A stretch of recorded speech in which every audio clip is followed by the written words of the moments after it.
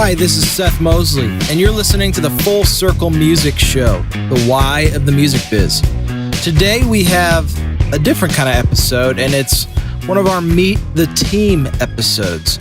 This one is with one of my favorite people in the world, Sir Jerricho Scroggins, who has been a big part of Full Circle Music for the past 2.5 years.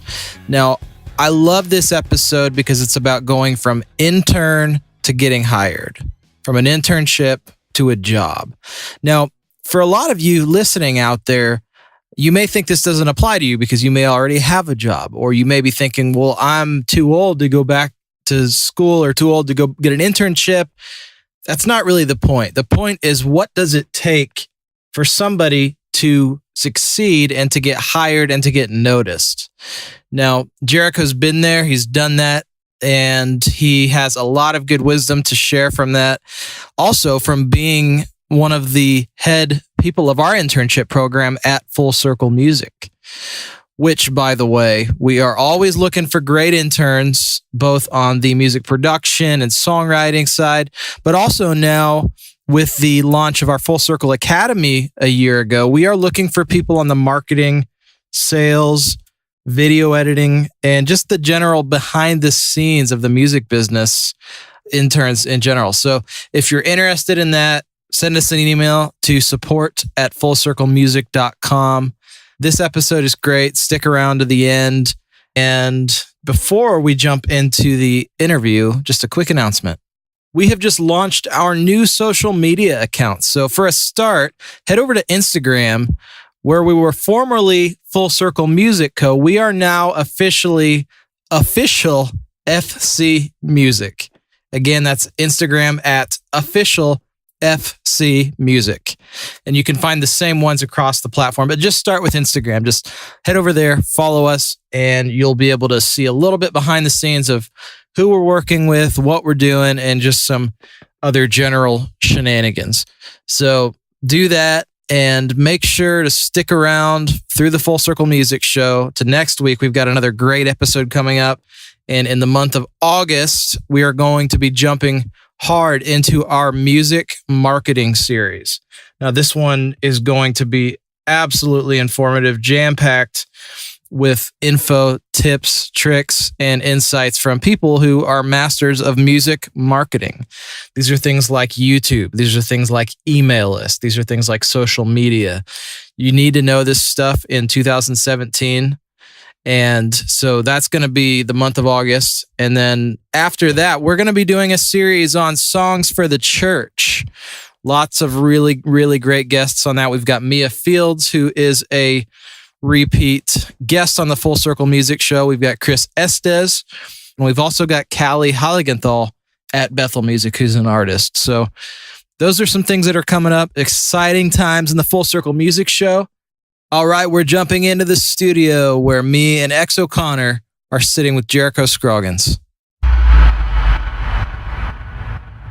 So we're here at the Full Circle Music Show on our first episode of Meet the Team. Yep. We've got Jerricho Scroggins. Hey. Here in the house. Hello, sir. What would you say you do, Jerricho Scroggins? Well, I would turn it back to you and say, what don't I do? That's a good answer. That's Very good deep. answer. That's deep. The man does a lot, so I'll give him that. So we always joke that starting a company or really doing anything in music is essentially like jumping off a cliff and building an airplane on the way down. And that's essentially what we're doing. So Jerricho is the mechanic. He's the physicist. Yep. He is the pilot. Ground crew. The ground crew.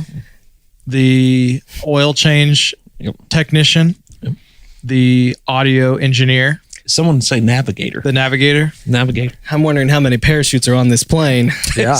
There better be a couple. That's your job, actually. How many parachutes are on the plane? You should know. I'm wearing one, so I don't know about the rest. Your emergency instruction guy. That's right. So I love your story because you started out much like X did, and X has been on the podcast before, as an intern in Nashville. So do you want to talk about that? How did you move to Nashville? What was your first internship? Yeah, I came to Nashville not knowing anybody. I have no friends or family down here. I'm from Indiana. And I literally got set up with this internship. It was a 3-month gig. I was living in an extended stay just to, get things going. And throughout this internship, it led to the studio tech knew a man named by Chris Stevens, which I'm sure. Where were you interning at? It was through Yamaha Entertainment Group. And in the same studio, they have Brian Lennox, who's another producer there. So there was many days I didn't really do much. And so I got to go sit in on Brian Lennox's sessions and learn underneath him. So yeah, there's a lot of vacuuming and window cleaning. And then as there always is. Exactly, yeah. Amongst many other intern tasks that happened. So yeah, through that though, about 2.5 months into it, the studio tech, Brad, got a message from Chris, and Chris was looking for a Pro Tools operator. And so Brad gave him my contact, and I went over there and we hung out for one evening, and we just kind of hit it off. And literally I had 2 weeks left of my internship. So I would do my internship throughout the day. And then at night I would go over to Steven's place and start engineering and, editing for him throughout the evening. And then April 1st, I just started working for him full time. Yeah. And you were doing engineering, running the studio. I was definitely engineering and definitely operations of his place, because he literally just built a new studio at that time too. So what is it with people building new studios and you? You're like inspires construction. I don't know what it is. And in fact, he's good at construction too. It's all coming around. Yeah, full circle, buddy. He's probably like just ready to be in a situation where somebody's not building a studio. Yeah, he's actually wearing a tool belt right now. Yeah. No one can see that. The camera can't pan down either. Exactly. Yeah. There's no way to verify it, but I'm telling you, it's there. It's there. So yeah, I mean, it was definitely a cool thing. So when I did start full time, there was days that I was still painting the lounge. He had the concrete flooring put down, so I was putting the epoxy on top of it and stuff at nighttime because you can't walk on it. So we had to do it during hours that nobody was going to be around. So I mean, there was still many things operation wise that were still happening at his studio that I took care of. And then, so engineering and editing would be the other things. Dave Garcia was actually, I don't want to say he was new in town, but he was fresh, moved to town recently too. And so he had a back room in Chris's studio. So I got to work on him for a lot of projects editing wise as well. So talk about your internship, because this is really valuable for a lot of people. And we have 2 interns actually here in the studio with us as yes, we speak. do. So maybe this is not only for our audience, but this is for our internal intern audience. What are some things that you would say, having been there, went from intern to actually getting hired? What were some reasons why you feel like you got hired?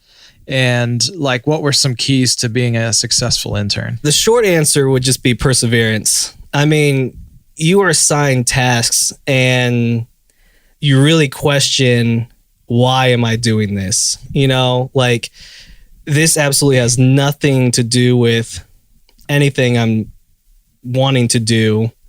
For example, I have cleaned a koi pond before, off-site, and not even at the studio. Did you even know whose koi pond it was? Were there any famous fish? There were not any famous fish, and I did know whose koi pond this was. And are you allowed to say whose koi pond it was? I'm not. I'm going to keep that pretty secretive. For the record, none of us own a koi pond, so we've eliminated a few people. Exactly. Yeah. And so through that, it's one of those things where, it's just, I show up to the studio within an hour, like, hey, come out here. So I drive all the way out there, which was 45 minutes opposite direction from the studio, to clean a koi pond. And so throughout that day, I'm just questioning, like, what does this have to do with anything? So, I mean, you get like, what is happening? Like, a part of you is like, man, I'd rather be sitting at home. You know what I mean? Yeah. So there's many days that happen like that, but it's the perseverance that kept me going. It's just like, look, there's going to be good days with every internship, and there's going to be bad days. And that just happened to be a bad day. Well, that almost speaks into like needing to be able to handle whatever's thrown at you, whether it's in audio or anything else. Because I don't want to speak for everyone else in here, but I wouldn't even know where to begin in cleaning a koi pond, let alone be thrown into it. And had you ever done that before? Take care of this. Absolutely not. Yeah. No. So you just adapted like you do with any situation. Oh, yeah. I mean, just take care of business. He had a power washer ready and stuff like that, and he was already draining it. Luckily, I got there, so it was a matter of just throwing on some boots and going to town with the power washer. I mean, it was like had that almost anger at me, but then since I was just using that power washer, destroying that mud. Oh yeah, like it was like, yeah, you get out of here, mud. That's the cleanest pond I think. Yeah, oh, absolutely. Yeah. Williamson County's never seen a cleaner pond. I didn't know a rock could be a mirror because it was that clean. So now that fast forward, you're working here at Full Circle Music. You've been here with us 2.5 years now. Yeah, coming up on. Mm-hmm. And you've handled a lot of the internships and been kind of the guy that has interviewed interns and really helped set them up. Have you made any interns clean koi ponds? No, just X's car. Okay. And did they do a good job? When was this? Oh, it hasn't happened yet. I figured to hook you up, buddy. I'm ready. The interns are shaking their heads. No, I kind of see my list is actually quite larger than most people. I did tell myself though, like if I was ever in a position to have interns, I wasn't going to make them do the same thing that you're not going to make them. Right. Yeah. But I also tell them I'm not going to ask them to do something I haven't already done. So, I mean, I guess cleaning a koi pond is still on that list because I've done it. Yeah. So I guess we just need a koi pond here at the studio. And that's West Haven actually has a pond out there. Yeah. I don't know who you got to talk to about getting someone to clean it. Clean the neighborhood pond. That's right. But no, I mean, I do tell them that. Like, I think almost every intern that I've ever interviewed has been that mentality is like, look, you're going to have good days, you're going to be bad days. And, being an intern, you got to know that, like, these are people that are pouring knowledge into you and like to benefit you and help you get to where you want to be quicker. So doing the tedious tasks that nobody wants to do is the payoff for that. It's like nobody likes to take the trash out, but it's something that's a little task that needs done. And it's just that I think people who have a humble attitude when it comes to doing these tedious tasks are the people who are going to last longer though. And they kind of shine when they do that. Like you can tell who's pouring it in a 100% no matter what task you give them, opposed to somebody who's like me that day. I'm out the koi pond and I was kind of angry. So perseverance, that's one thing. What else sets an intern up to win? Your dedication. Like what you put into it is what you're going to get out of it. So trying to meet the minimum requirements is you're going to get the minimum out of it. So if you take whatever, it's like if instead of trying to only reach the minimum, if you try and push them and try and reach their maximum, you're going to get so much more out of it. And a lot of people don't do that. They're like, okay, whether it's credit hours through a school, it's like, okay, I only need to get 15 hours in, and they only come in and work 15 hours. There's nothing wrong with that. I'm just saying like what you get into it is what you get out of it. So the dedication on what you put into it is all that it's going to be that you receive out of it. Yeah, that makes sense. Totally. Because there's a lot of people that I even know in our experience, we've interestingly enough, even went to a model where we don't only work with interns that are from colleges, but we've started working with people who have just reached out to us and just want to learn and just want to pour into it and figure it out. And we've actually seen a lot of success that way. That's not to say, college students aren't great interns, because some of them are, but some of them definitely, are just really doing it for the credit or for the school credit or the requirement. They're showing up to get the hours, get whatever done. Yeah. So, okay, talk about when you first made the move to Nashville, because you went to Full Sail. I did. University for an audio degree. Like, was that a huge career or a huge life move for you? Like, are other people in your family in this position or? I mean, no, there's nobody in my family. So in the nutshell version, I mean, my dad's a drummer. So, I mean, I've been surrounded by music my whole life. And by the time I decided that like I need to really pursue music, I decided to go to Full Sail, and which is in basically Winter Park, Florida. Winter Park, Florida. Winter Park, Going Florida. there tonight, actually. Are you? Yeah. Well, safe travels, 15 buddy. minutes away. There you go. So like that actually was the first big step. Like, okay, I know I've wanted to be in music my whole life, and now I'm actually going to make it happen. So that was the first big step. And then after, getting the degree and that kind of stuff, it's like, okay, how am I going to make this happen? Because I mean, I love Indiana, But outside of John Mellencamp and the Gaithers, there is just no music in Indiana.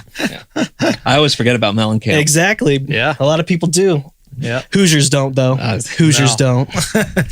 So that's why I was just like, what's still close to home and definitely thriving in the music. And luckily, like, you have LA, New York, and Nashville. And it's like, it's a no-brainer at that point. So yeah, I just decided to move to Nashville. Family is very supportive, like, oh, he's following his dreams kind of mentality. So nobody was like, you're crazy. Like, what are you doing? Oh, yeah. I mean, you still had a couple people. I mean, one family member is like, I give him 6 months.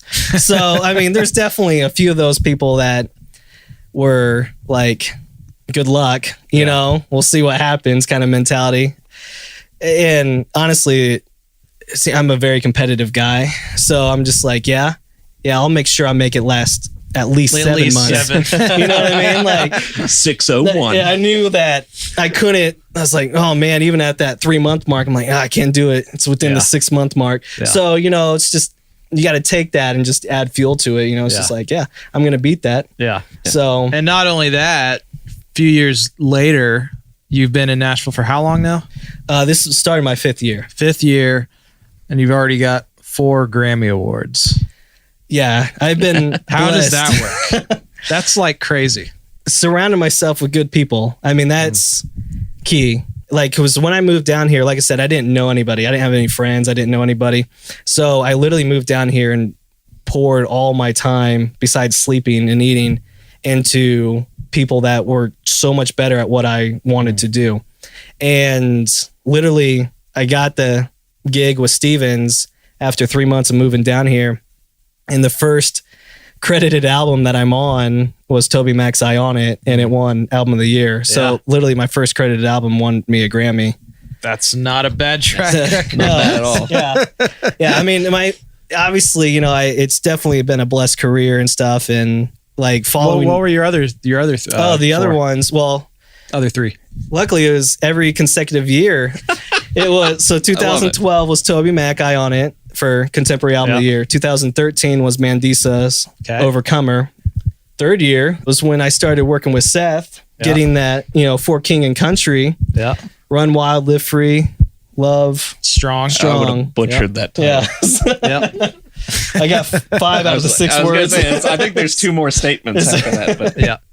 And then the year after that was Toby Mac's This Is Not a Test. Yeah. Which also was with you and Stevens. Yeah. That was actually the kind of the transition. That was sadly the last album I worked with Stevens. Sure. But then at that point I went full-time freelance. Yeah. And then you kind of picked me up after that. It's like, no. I actually want you working with me. Well, our strategy was, this guy, every single thing he's working on wins a Grammy. So we were like, okay, well, maybe we just need a little bit of a Grammy magnet in the house. Makes sense.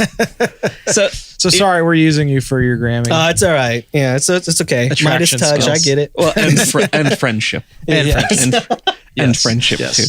So, that too. Like, you and I have a very similar education background. Yeah, we went to do. the same school. Then we moved here directly following it. So we've talked a lot about interning and what you learn via your internship. So I know my own personal experience. I'm anxious to hear on your experience. What was it like? Like, what did you learn in school versus what did you learn through your internship? Did you feel like school just taught you everything you needed to know and you could just jump right in? Or was there like a process of learning once you got here? Like, how did it kind of like level out for you? Man. Because I know a lot of people have the question about school versus just learning through experience, or, maybe a combination of both. Yeah.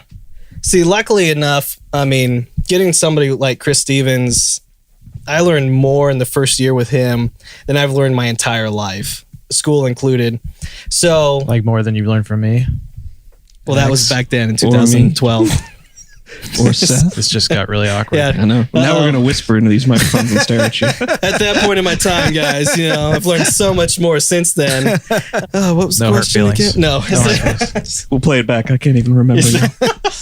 You said you learned more in your first year with Chris than you had your whole time up until then. Yeah, and that's the hands-on learning is very crucial. I mean, and not saying that school didn't do that. I mean, since you went there, I mean, there's definitely hands-on things, but it's different when it's a classroom setting opposed to, wow, I'm really doing this. Yeah.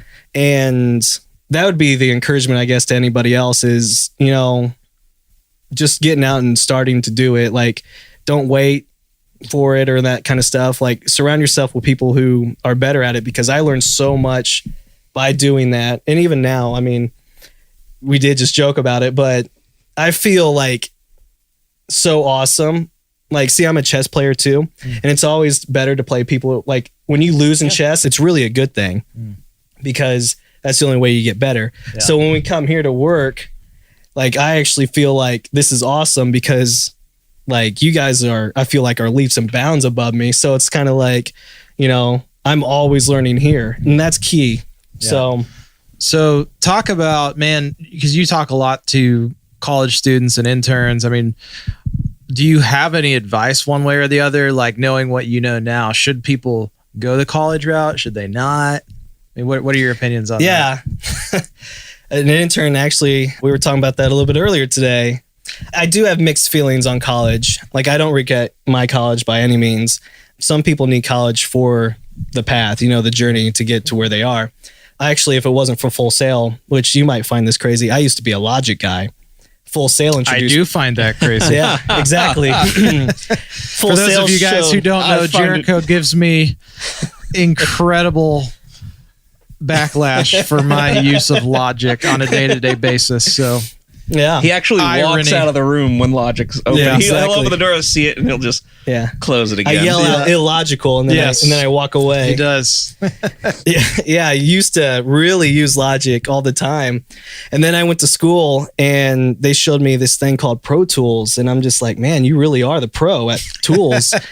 and so, man, I bought Pro Tools, and that's what that's all I did on my free time besides Halo, and that's how I got to where I am engineer wise on Pro Tools. Is literally I lived and breathed Pro Tools on my own time. So my encouragement would be to do that, is find out what you want to do and do it. I feel like, looking at what we do now and just the industry market, like, I feel if you want to be on the creative side, like the producer, engineer, artist, then I don't really think college is the answer for that. I think you just need to go out and start doing it. Like, if you want to be a songwriter, start doing co-writes, start writing songs. And co-write's the huge part. Like, people's like, oh yeah, I write songs every day. That's fine. But are they co-writes? Because that's the big thing that I've learned down here too, is, you know, co-writes is the key. If not, you know, 3 writes. Well, it even just speaks into what you were saying earlier about surrounding yourself with people that are better than you. I mean, if you don't have like a standard to stride next to, then you might not be improving at all. I mean, you know, the saying practice makes perfect isn't correct at all. Like, it's absolutely incorrect. Perfect practice makes perfect. Like, if you're doing something wrong repeatedly, it's not going to make it right at any I agree with point. that. Yeah. I did a lot of really bad golf swing practice. I feel like I've been doing that since I was 12. That's not improved, I'll tell you. You take golf lessons, and then you find out everything you've been doing over and over again makes it even harder to do it the right way. So you're totally right. I'm glad that you brought that up. So where you're at today, and you are doing obviously tons of stuff for Full Circle Music and the Full Circle Academy, our boot camps, our live events, our production, kind of everything. What were some of your, you know, musical influence, or what are some of your, because you're kind of our rock I am guru in the house. So like, when you heard that we were working with Skillet, you're like, okay, that's actually like, here we go. Exactly. You know? Yeah. I mean, I might have peed a little. Yeah. I mean, my influences growing up, I mean, I can sing to you more Van Halen songs than I probably could worship songs. Some of that's changed now. But growing up, that was definitely the case. The Lord has worked on your heart. Exactly. Yeah. Please pray for me. But yeah, I mean, just growing up on what's considered classic rock now, you know, like, that was definitely my avenue. And then, getting to work on artists that I've listened to growing up is like, that was huge for me. Like, so working with Skillet was actually like this bucket list of things that I didn't know even existed until that came through here. Because rock is definitely more my preferred avenue of music. Which, I mean, to be honest, like, I totally was into rock, and I grew up listening to tons of it, listened to punk and bands like MXPX and Green Didn't you just Day. see Under Oath like a year ago too? Under Oath was in there. Blindside was a huge influence. Oh, it's Blindside that you went and saw. Yeah, I saw Blindside. I didn't see Under Oath a year ago, but Blindside. And I didn't even really realize it was still as alive and kicking as it is. And you're going to the shows like festivals and stuff all the time.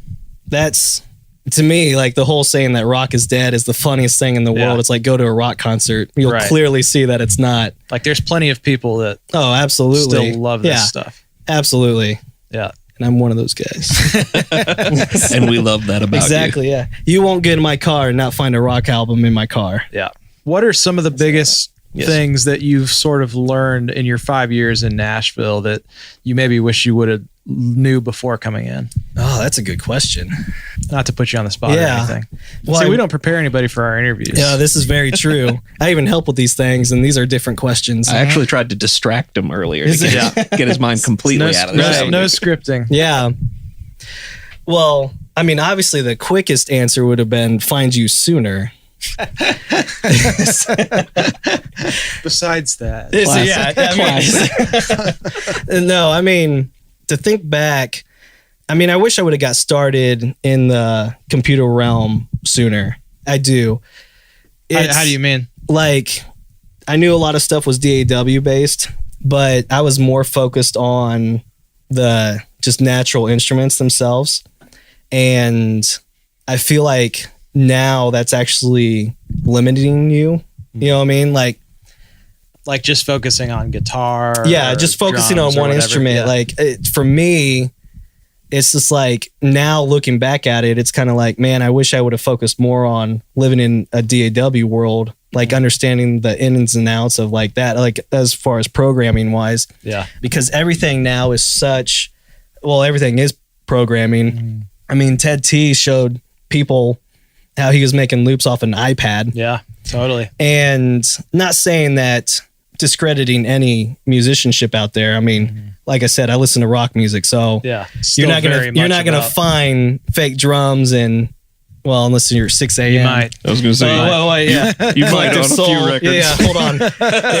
Hold on. We won't talk about it. Let me rephrase that. Fake guitars, mate. Yeah, fake. You're not gonna find programmed guitars.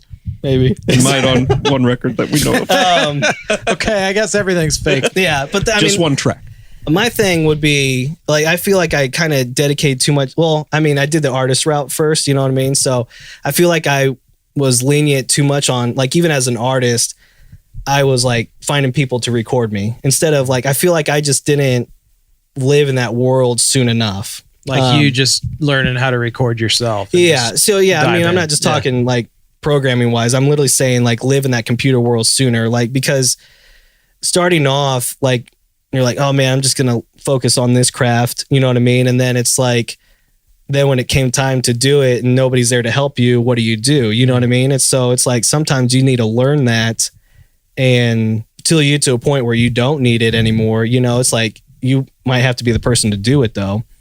And I feel like it's limited me on some tasks just because I couldn't, you know, proficiently do some of the tasks that were assigned. Yeah. You know what I mean?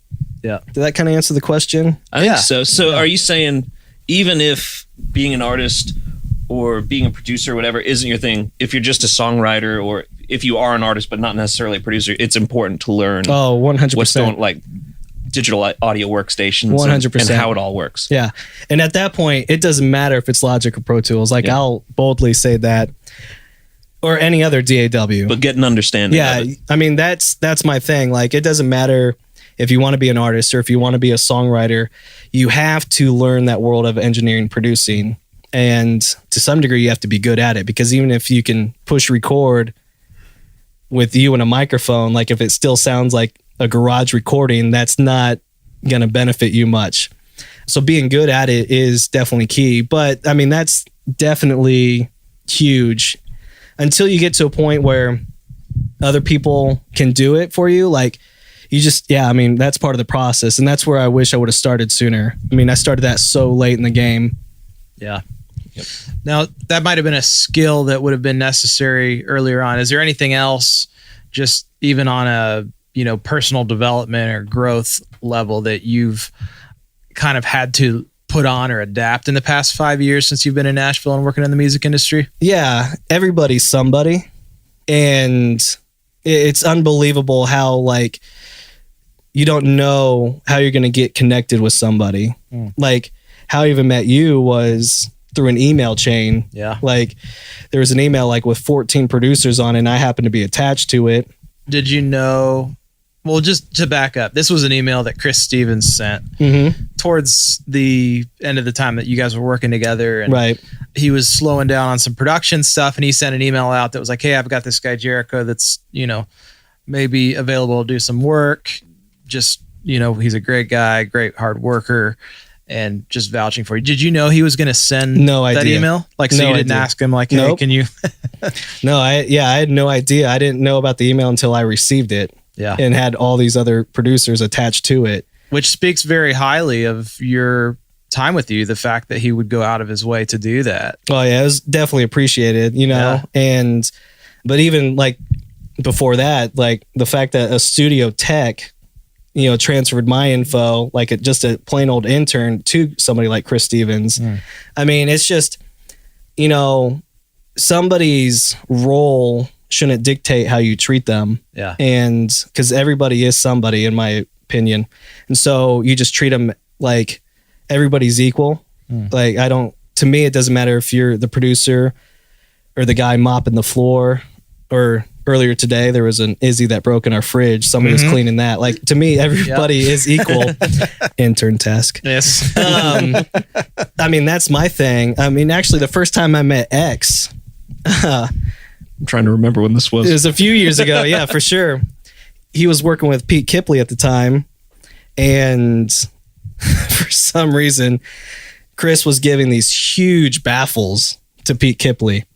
And what happened was Pete and X drove over in his truck. And somehow Pete and Chris just ended up talking. And X and I had to load these baffles by ourselves into the truck. And then I had to follow him over to Pete's house, and somehow X and I had to load in the baffles by ourselves. It was again. baffling. Yeah, exactly. It was baffling. Yes. It sounds baffling. Yeah. And so just even thinking that, like, that was the first time I ever met X. Yeah. And then the next time we saw each other, like, we were working on, it wasn't until the Hunter Brothers with you guys. And it's like, hey, you know what I mean? It was like a catch-up thing, and it's just like, and now I'm, every day I'm working next to him. Yeah. So it's crazy how small the world is. And so it, like, to me, it's just, that's key. Like, it, live your life as if somebody or everybody is somebody. Yeah. And who knows what doors will open because of that. that. Don't treat anybody different just because you think that they can give you something. Absolutely. Yeah. Just assume, I never expected anything. You know what I mean? Like, I was just like, man, I'm almost the opposite. I'm like, how can I help you? You know what I'm saying? So I think if you go in that mentality, well, I have more of a pessimistic mindset. So I try not to expect anything. That way I don't get let down. So if I get something, I'm like, yes, are you kidding me? It's Christmas. So that's kind of my mentality, was just that, it's like, my goal is to help other people, you know what I mean? And even what little bit that I have or whatever, it's just like, if it's even smaller, like I joke around with X sometimes. I'm like, hey, you want me to quickly vocal edit this? Even if it's only 80%. Yeah. That's only 20% he has to do, And totally. So it's just little things like that where it's, if I can make somebody's life a little bit better, then that's what I'm going to try and do. Yeah. Well, you every day make our lives a lot better. So well, it's mutual. You're serving your way to success. I mean, that we talk about that a lot, and that's kind of a phrase that is arising in Full Circle Music and Full Circle Academy, and you've been a great example of that. So I appreciate it. For sure. I have good mentors around me. I'm proud of you, man. Yeah. Well, thank you for being on the Full Circle Music Show. And is there anything else you would want to leave people with? Tune in for next week. All right. Tune in for next week. That's a good thing to leave people with. Exactly. Well, Jerricho Scroggins here on the Full Circle Music Show. I'm Seth Mosley. Mex O'Connor. Thanks, guys. And we'll see you next week. Hi, this is Seth Mosley, and you've been listening to the Full Circle Music Show, the Why of the Music Biz. This show is produced by the Full Circle Music Company with editing help from Jordan Salamoni. And once again, just a quick reminder to head over to iTunes, leave us a good rating and a good review. We thank you so much for sticking with us, and we will see you next week.